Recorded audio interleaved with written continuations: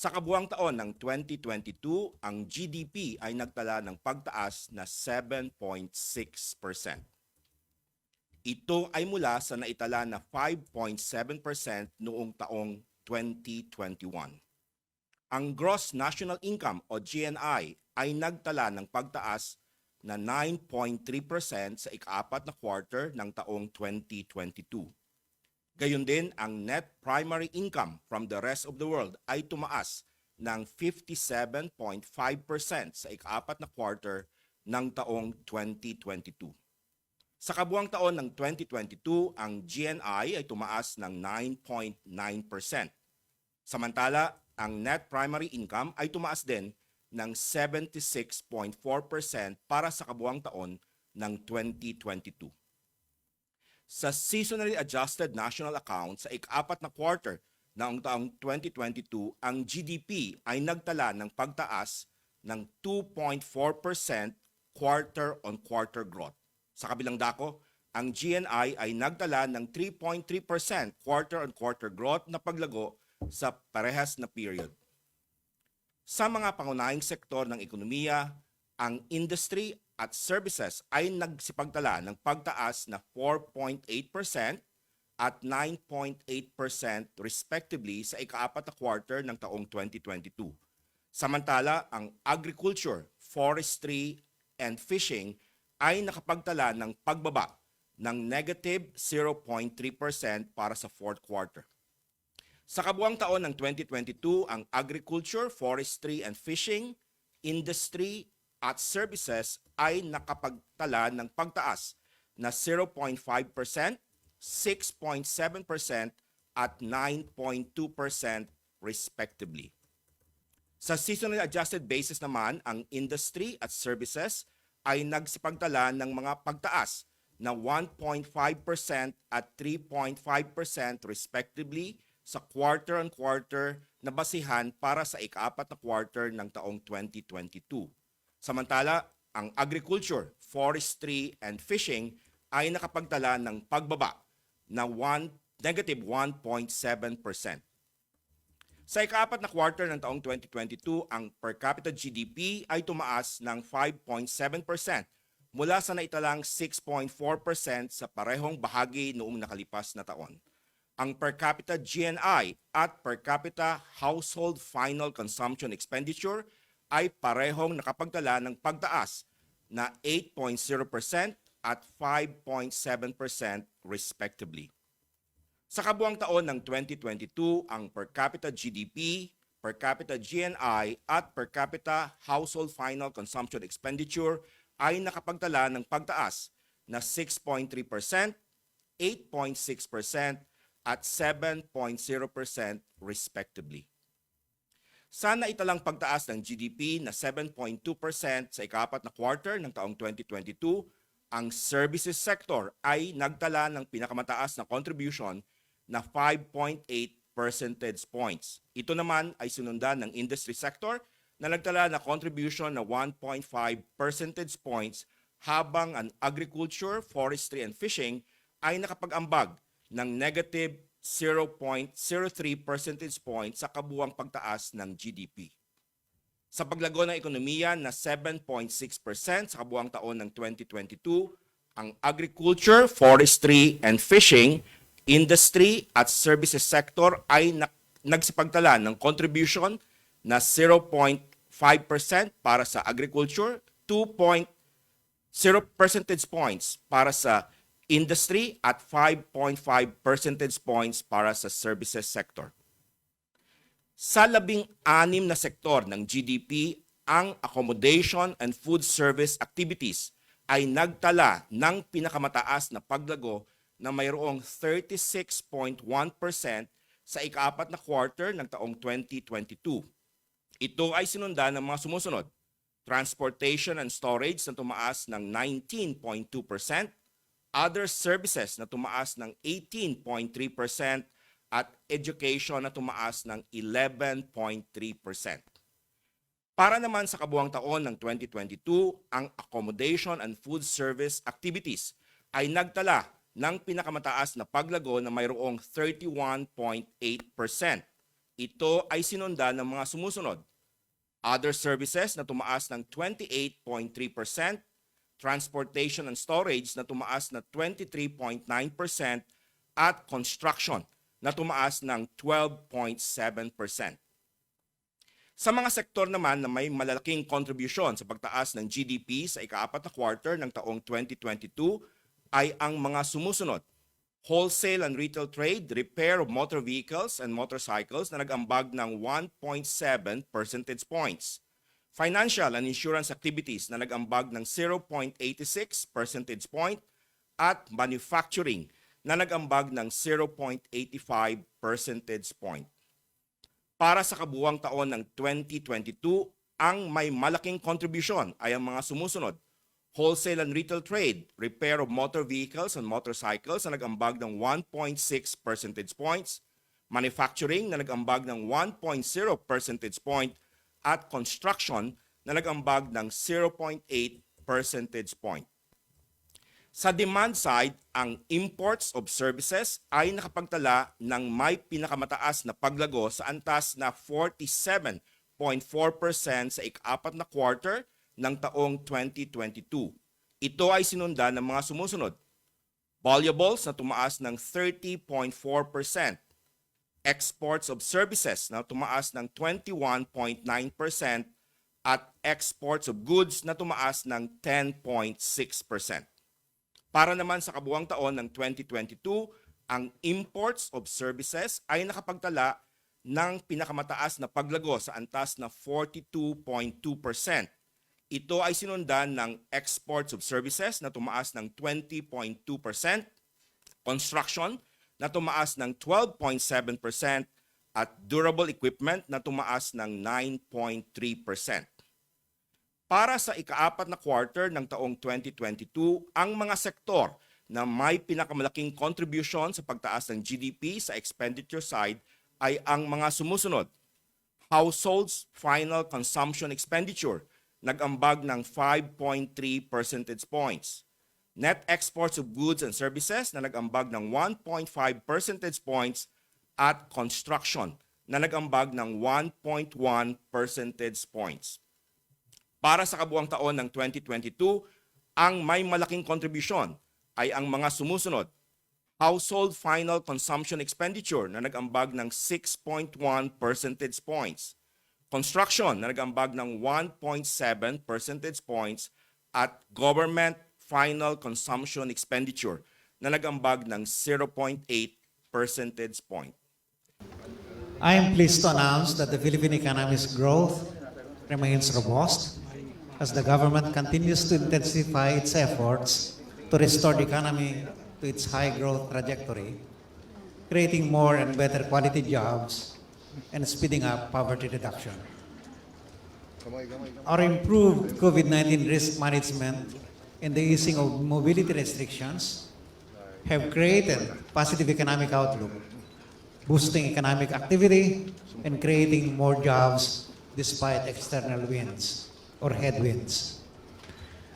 We have drawn upon the lessons gained almost 3 years into the COVID-19 pandemic.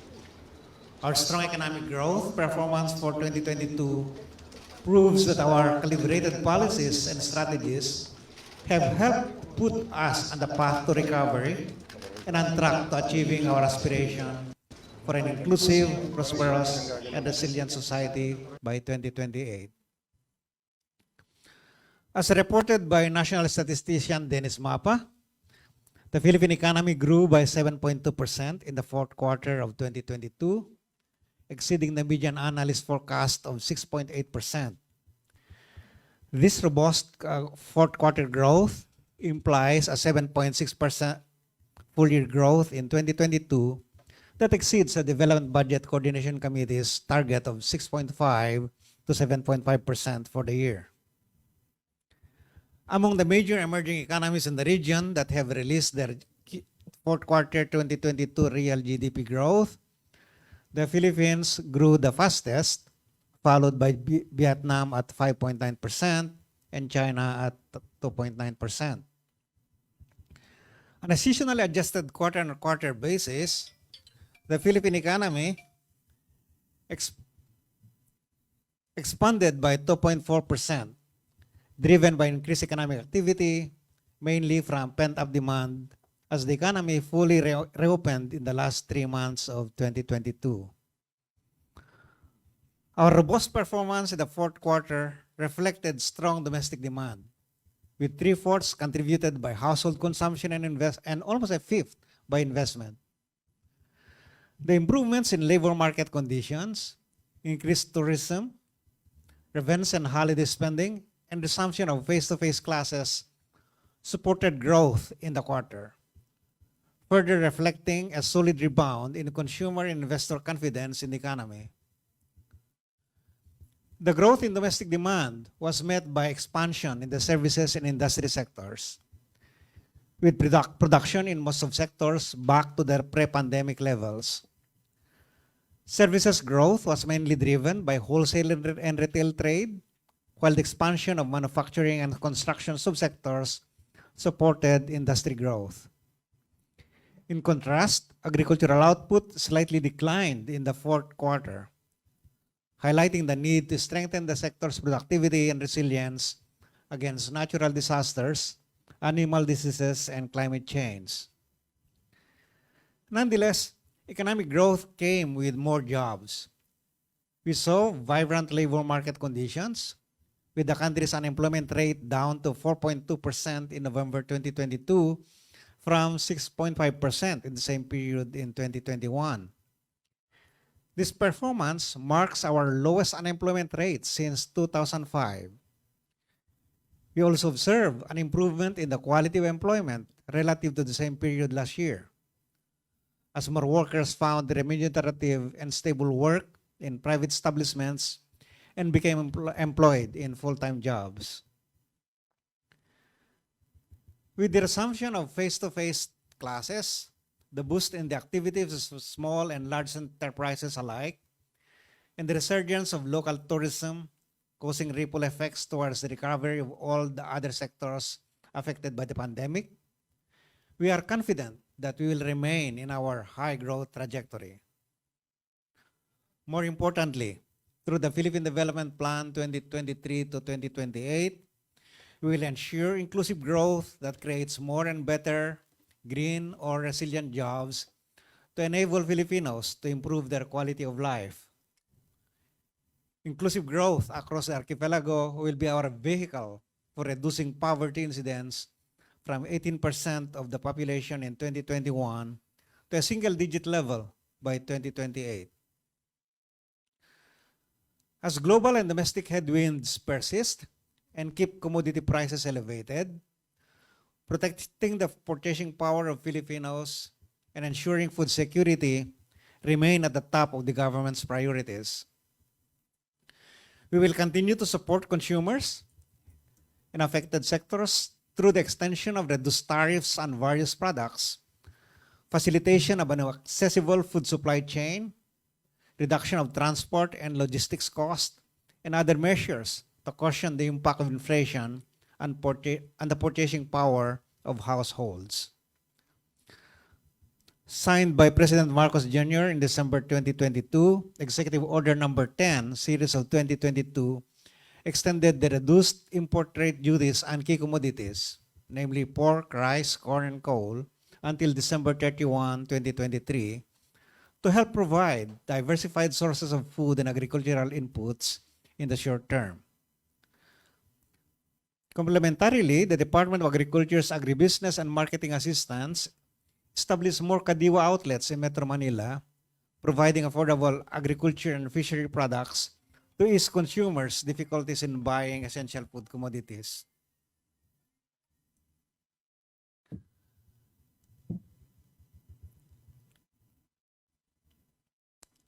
These measures notwithstanding, we recognize that ensuring lasting food security means transforming and boosting domestic agricultural production.